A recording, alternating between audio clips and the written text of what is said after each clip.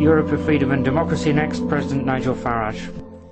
We're in the presence of a great man today, the President of Europe, a man who is so important.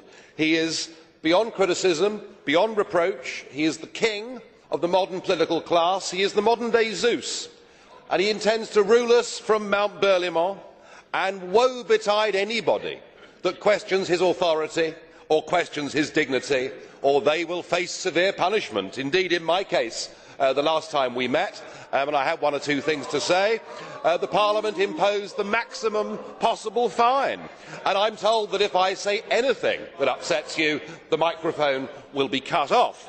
Well, what price free speech? What price democracy? But you've come back to us today, and now with the approval of Mr Sarkozy and Angela Merkel, you're the head of a new economic government for 500 million people. And you've launched your 10-year plan, your wish list, and I just wonder, have you remembered what happened to the last 10-year plan that was launched in 2000? It was launched in this Parliament to much acclaim. It was a total and utter crippling failure even before the global recession hit. And in fact, all centralised EU plans fail. Just look at the disastrous, ruinous common fisheries policy.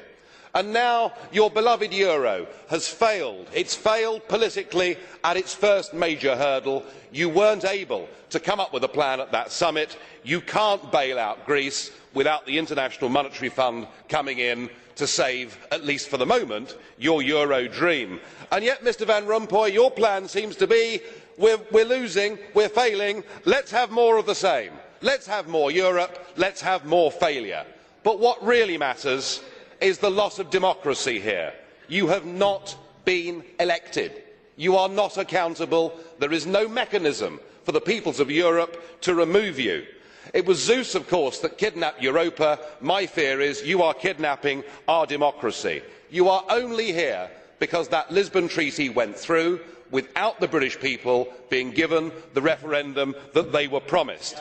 And as far as we're concerned, this is unfinished business. People fought and died so that we could be an independent, self-governing, democratic nation that was able to hire and fire its leaders, and no one that believes in democracy will accept the post of President of the European Union. Thank you.